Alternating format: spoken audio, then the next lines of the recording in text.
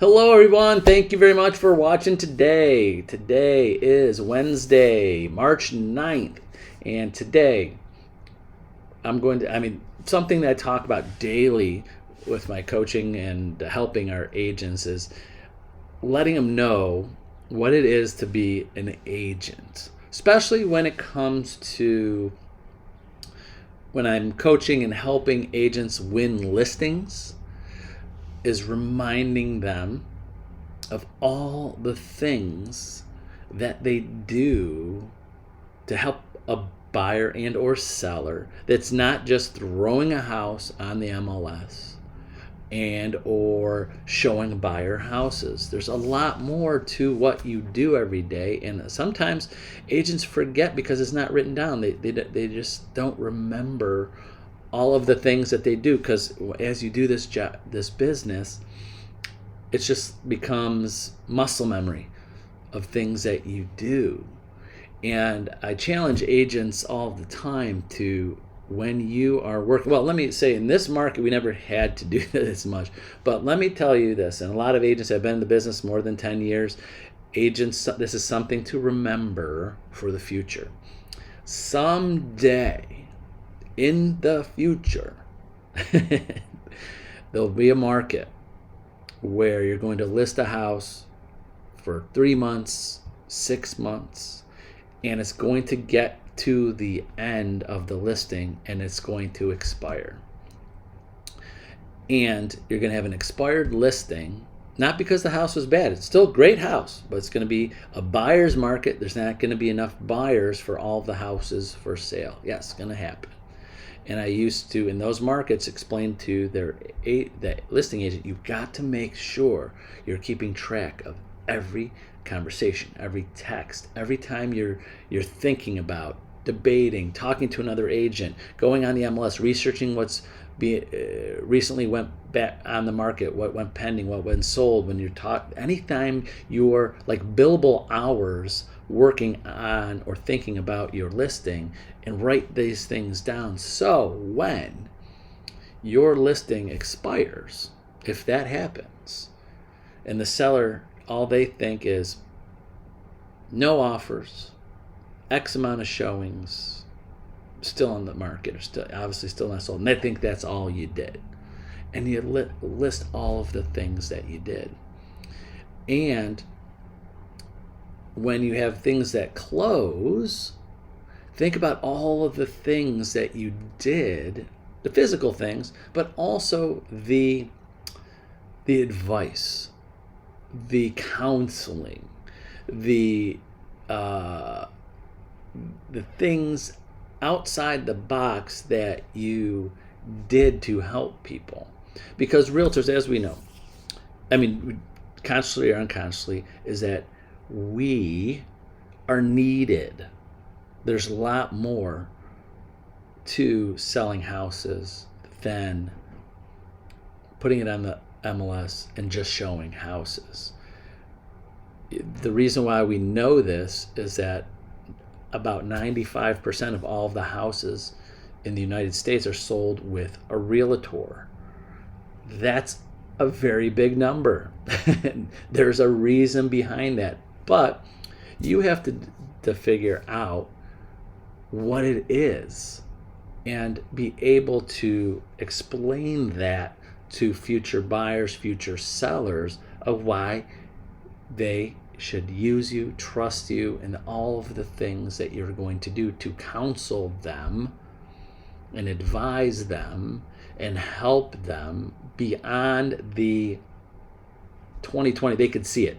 Okay, you showed us this house. You put an offer here, or you put our house on the MLS. They had this showings. What are all the other things that you're doing? And that's where it is. That's what it really means to be a good realtor. It's not just throwing it on the MLS. Let me go back in time a little bit. Years ago, before the internet, long time ago in a galaxy far, far away, we were in control of the data. Someone wanted to come into a city and wanted to see all the houses for sale, there was no website to go to. They couldn't go open the paper and see all the properties for sale. They might be able to open a paper and see ads for some of the houses, but the consumers didn't have all of the data. And agents at the time, a lot of them thought their worth was the data, that people had to come to them to find the houses. And at the time when I got in the business 30 years ago, there were some cities that weren't even allowing yard signs. I mean, that changed soon after, probably 93, 94, 95, somewhere around there. Then all the cities finally said, we can't do this. People got to be able to sell their house. So if you wanted to move to certain cities back in 92, you couldn't even drive around. You couldn't even drive around to go see for sale signs because the city wouldn't even allow them. So you had to call a realtor, and a lot of realtors back then thought that was their worth. And then when the internet became more popular and people could go to office websites, this is pre-realtor.com and pre-Zillow, realtors like, oh my gosh, they're going to be able to go online and find this information, and we're going to be out of a job. And those, in my opinion, of course, proven today, those are agents that just didn't know their value. They thought the value was just they had to come to us to get the data, and that's my job because they needed me. Or they wouldn't even be able to see a house or know what houses are for sale. Now today, fast forward, where information is so accessible for buyers and sellers to see what's on the market, what's sold, they have access to almost exactly what we have as agents. So our value has changed. So a lot of the agents that have been in the business only less than 10 years don't I think know that more, because there's so much competition. There's so many agents out there. They're going up against other agents to get listings, buyers talking to different agents.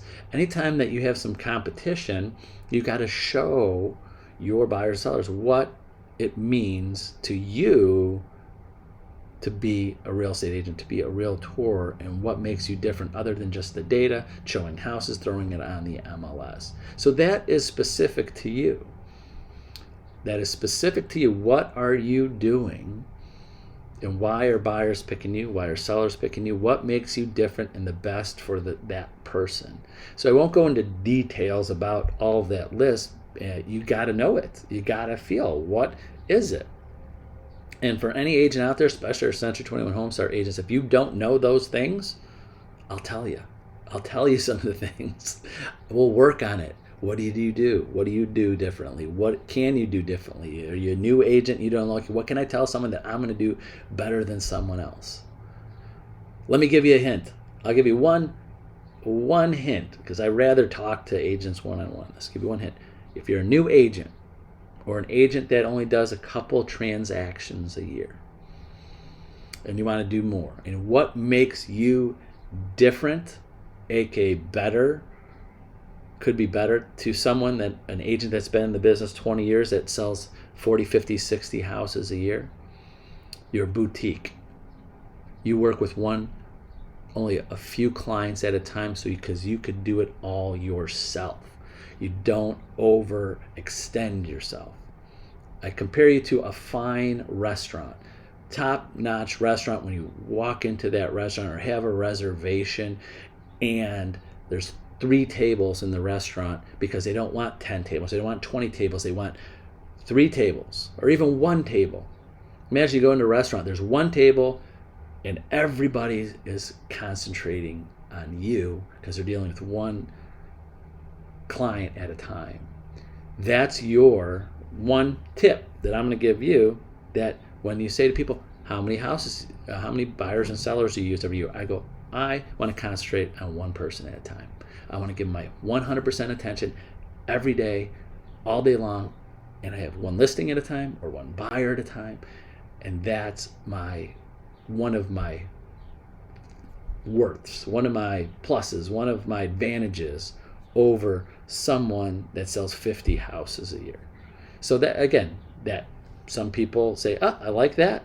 Some people are like, no, I want the agent that's been in the business longer, that has 50 sales, and they've got things going on all the time, and they got a schedule, and you can't, they got to find the time to talk to them or meet with them because they have so many other clients going on. So that's just one example of things that I do to help coach people.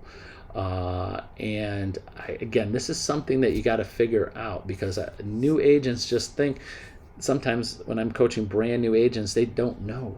They just don't know their worth and the things that they should be doing, because they don't have the history. And then sometimes I'm coaching agents that have been in the many years, and they forget because it's muscle memory. I'm like, oh yeah, I coach them or my clients or advise them on, how to put offers in, how to get them accepted, how, what things that they should be looking for in a house. I give them suggestions on, hey, I had a client once that said they wanted a 3-bedroom ranch, but they just only want a ranch, but they could have went with a bungalow because there's 2 bedrooms down and 1 up. Or they wanted land, but they really didn't want land. We found houses that are near a park, so they could go to the park. There's advising people, and sometimes they just forget because they're just doing it out of just muscle memory thought. They do this all the time, and it just comes natural to them. But you got to remember that's some of the things that make you, what really makes a realtor good as a trusted real estate advisor, counselor, not just someone that show houses. You're just not a meet you there, open up the door agent. There's a lot more to it. So hopefully that made some sense, because I do that every day. I remind myself, I got to remind agents of this. There's a lot more to it that you do and can do, and you have to remember to tell people this, and not because you might not get the opportunity to show them. You have to explain that first so you earn their business and their trust so they pick you. So hopefully that makes some sense. But use me as a resource. Call, text, email me anytime. Happy to work with you one-on-one to figure out what makes you different, makes you a great real estate agent, realtor, and win more buyers and more sellers. So that's it for Wednesday. Have a great day, and we'll see you tomorrow on Thursday. Bye-bye.